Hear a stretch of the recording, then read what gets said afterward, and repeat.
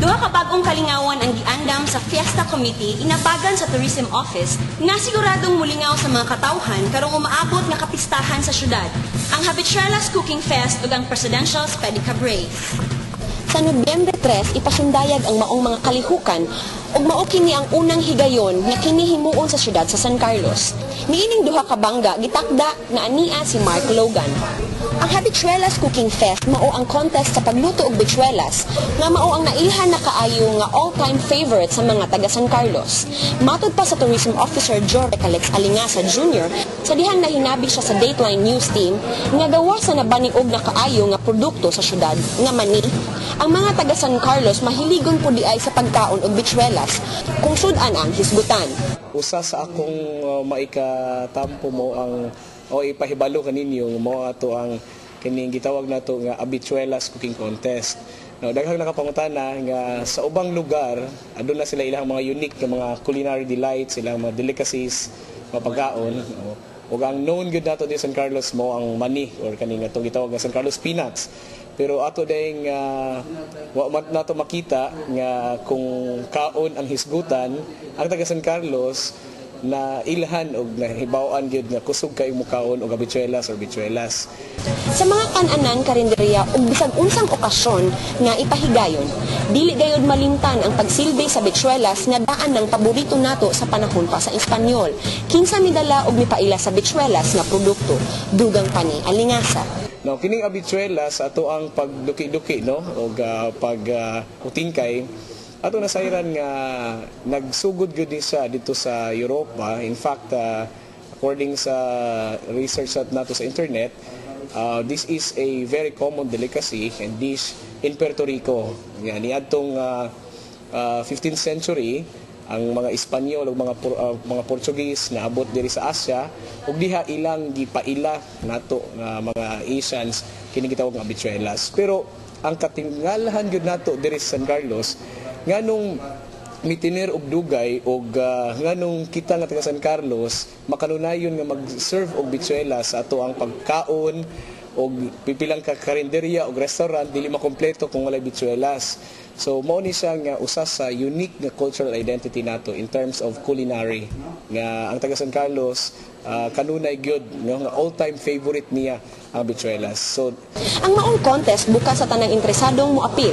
Gikinahanglan lang nga siya residente sa San Carlos sulod sa duha ka tuig, nag-edad og 18 hangtod 75, physical ug mentally fit ug naay good moral character. Ang tanang gikinahanglan nga ingredients ug mga gamit sa pagluto sa bichuelas ihatag sa syudad. All ingredients, ang mga sagol niini, ang mga panakot provided tanan sa city o sa syudad. Then hatagan sila usa ka kilo nga bichuelas, apila ng usa ka kilo nga baboy, pipila ka mga panakot, then tanan provided no diha sa may plaza. Then alas 11 mahuman na to ang judging nay bangaw no kining budol fight no tanan nga gustong ambit kini nga mo ang ani ato ang Habichuelas Cooking Contest. May tagana ang syudad nga usa ka sako nga bugas nga lutuon dahil diha isud-an ato ning bichuelas og ato ning ilaglag no sa lamisa diha dapit sa may plaza publiko. So first time in the history ning Habichuelas Cooking Contest. Ang mga interesadong moapil kinahanglan magparehistro dayon sa buhatan sa tourism ug magpailawom og orientation kabahin sa contest rules ug mechanics kay limitado lamang kini sa 20 ka partisipante. Pinaagi sa Dateline City Hall among giimbitar ang tanan nga mga interesado nga makig-angot no sa tourism office alang sa guidelines ug sa registration. Again, no registration fee is ibutan na to collected no walay pagkakolektahon. Ang mga interesado nining ato Habichuelas Cooking Contest mahimong duulo ninyo si Ria Carbajosa nga usa-usab sa newscaster nining Dateline City Hall. Ilado ni siya naa sa City Tourism Office, second floor sa City Hall building. Then anaan nila ang registration form. Aduna lamang kitay limited slots nga 20 kay entrante. Busa among giawhag nga first come first serve man masayo mo magparehistro kay aduna usab kitay screening. Ang pamaagi sa atong screening adunay interview no nga paghimuon nga i-validate usab ni siya sa pipila nato ka mga researcher. Tan-awon gyud nato kung tinuoray ba gyud nga nagluto mo o kahibaw mo muluto nining ato ang bichuelas no diri sa San Carlos. 3,000 pesos ang naghulat nga premyo sa mananaog sa maong contest. 2,000 pesos para sa second prize ug 1,000 ka pesos para sa third prize.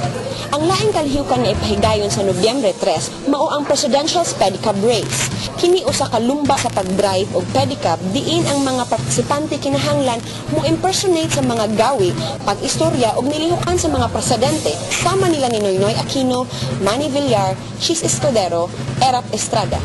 Ang ilang pares mauusab ang mo impersonate sa mga kapares sa mga nasangpit nga presidentiables. Ang presidential pedicab race, ang mga pedicab drivers mo impersonate sila o usa ka presidential o ang ilahang pares mo impersonate o usa ka presidential spouse. Niya adunay lumba niya dayon ang components na to ani tan-aw nato nga ang maong pedicab driver nakasuhid gyud kung unsay gawi, unsay itsura nining usa ka presidential nga ang ilaha pong gusto nga suhiron unya provided na mo ang maskara. So apil pod ang iyahang kapikas nining usa ka presidential nga iya usab nga partner nga may muangkas nining lumba. Ang ruta sa race musugod dito sa Pantalan, dayon tuyok sa may public plaza ug diretso sa City Hall diin kinisilbing Malacañang sa mga presidential impersonators. So amo ang giimbitar ang tanan nga niining kasaulugan sa atong 17th Pinda Flores Festival, manghinaot kita no nga kinang tanan makigtimbayayong o makigambit. Then kung namoy dugang pagyud nga mga pangutana, ayaw pag makuli pwede mong mo contact sa Information Office sa 3125205, diri sa Tourism Office sa 3126558. Daghang salamat.